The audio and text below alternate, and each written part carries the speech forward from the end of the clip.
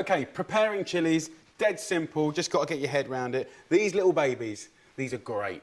And, you know, they add a lot of flavour to your dish. But there's a few ways of preparing them that are quite interesting. First and foremost is the quick, lazy way, which I use quite a lot. Get a regular chilli. I'm not going to de-seed it in the slightest. Fingers in, thumb at the end, and just use that rocking action to give you a nice, finely sliced chilli. When you hit the halfway point there, you'll see that we're slicing up seeds. There's nothing really wrong with that. I mean, obviously, some people don't like the texture of it, and it will be a bit hotter.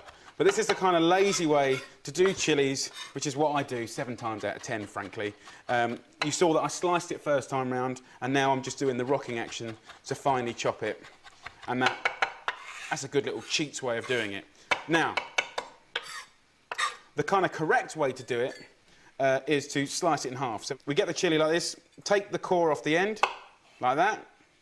We put our fingers on either side, and we run the knife carefully and slowly but surely down the length of the chili.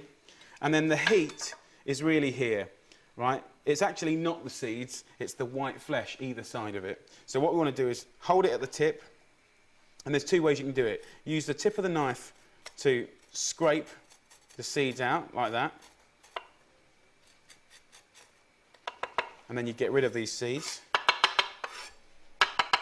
Or there's this way, where you push the chili flat, put your knife in at one end, and just almost rock it and scrape it along the length. Either way, it doesn't matter. You can even use a teaspoon, because it has that natural arch. At this point, you've got your chili here. You can either finely slice it this way. It looks so much more delicate this way, and is a bit more correct. So you've got simple sliced chili like that. Beautiful. Put that there. Or you can turn it around lengthways and do kind of matchsticks, which is kind of quite nice for pasta dishes, you know, crab salads and stuff like that. So you get kind of matchsticks like that. Either way, there's no right or wrong. Now, the other thing to mention is sometimes if you're blackening chilies on a barbecue or griddle pan to peel them and put them in salads or stuff like that, they ask you to grill it whole or roast it whole. Just make sure that when you do that, you just put your knife in it and pierce it like that.